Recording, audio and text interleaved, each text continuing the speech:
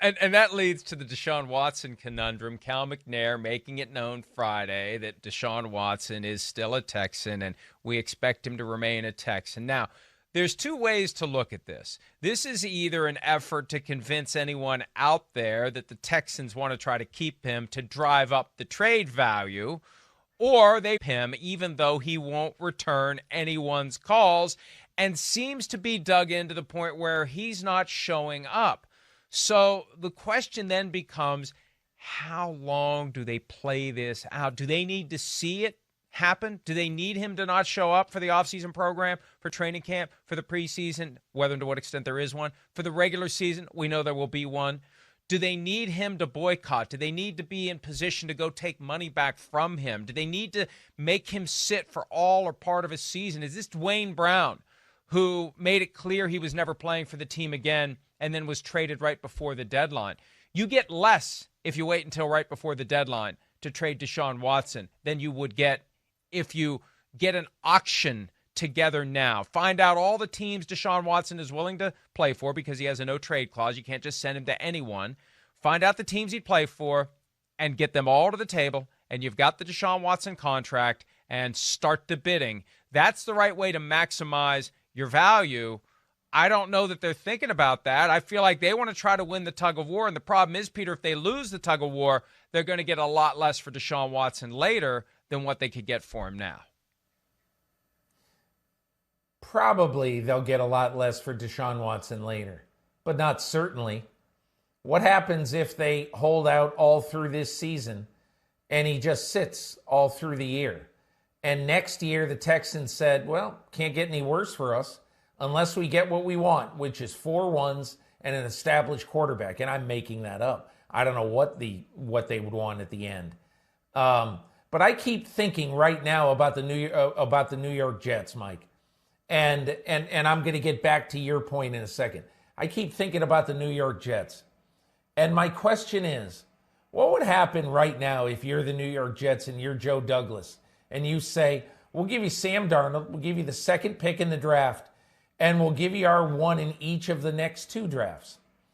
And the reason why that is a different kind of offer than virtually any other team can make is that includes the second pick overall this year, which means that if you're the Houston Texans, you can keep Sam Darnold for a year, let's say, and you can play him for a year, and then you can judge by draft day next year whether you're going to need to go get a quarterback. And what you do is you just save basically these ones. You trade. You have enough ones so that you could trade up to get a good quarterback next year. But I think overall, Mike, I understand exactly what you're saying. The best offer could well be by April 25th this year before the draft. But if they don't get what they want, what they think is fair market value for something that literally has never been on the trade market ever, and that is a franchise quarterback who's 25 years old and who is playing at one of the highest levels of any quarterback young. Even though in 1987, he was 25 years old and got traded for a 2 and a 4. He was awful in Tampa because in large part his supporting cast was awful. But what I'm saying is no one in history has ever been this great, this young, at the most important position and gotten traded. So, I mean, it's almost, to me, unprecedented what the haul would be. And if I was a general manager, I wouldn't worry about the future. I would get my quarterback right now, and I would surround him over the next few years with a team that could win a Super Bowl. You've given me an idea. You've given me an idea that it may be a great idea, or it may be freaking nutty. We'll see. I'll let you judge. Here's my free advice to Joe Douglas, and he's guaranteed to get his money's worth. What I would do today, inspired by the conversation we had just now and a similar conversation we had on Friday. If I'm Joe Douglas, I'm writing a letter today to Nick Caserio, general manager of the Texans, and John Schneider, general manager of the Seahawks. and I am outlining the terms of a trade offer, right? And it's up to them to bite. And it's one offer. It's Sam Darnold plus the second overall pick in the draft plus the Jamal Adams first rounder from the Seahawks this year and the Jamal Adams first rounder from the Seahawks next year. I'll go 3 ones and Darnold. I put it on the table for both teams. Whoever accepts first gets it. And then I sit back and wait. Either way, I'm going to get Deshaun Watson, I'm going to get Russell Wilson, or I'm going to get nobody. But at least I tried.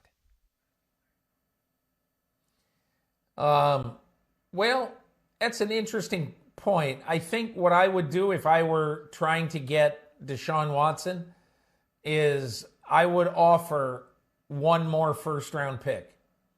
I wouldn't for Wilson. I think Wilson's 32, right, if I'm not mistaken. Yes. And look, I'm not trying to be stingy. If push came to shove, I'd probably offer a fourth one for Russell Wilson. But I think that's a really interesting idea. I kind of like that idea, in fact. If you're sure, if you're absolutely sure that let's say there's only one thing that would make me not do that, Mike, and that is if I was madly in love with Justin Fields. If I was madly in love with Justin Fields, then I'd trade Darnold to Indianapolis for as much as I could get. And then I would draft Justin Fields. And I realize this might be impossible, but I would simply build the best offensive line that I could build, over the next, say, 2 drafts. And I would win that way. Obviously, you got to do something with your defense and get a playmaker there. But I think that's even more important than getting a playmaker in the receiving corps for the New York Jets.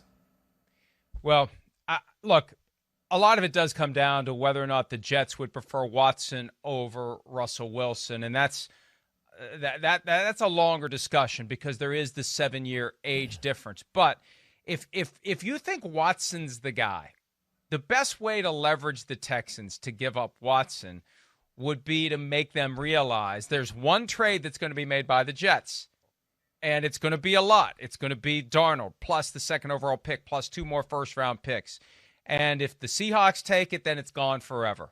There's got to be a way for Douglas to take the initiative here. And it's the fact that Wilson, by all appearances, is inching toward wanting out.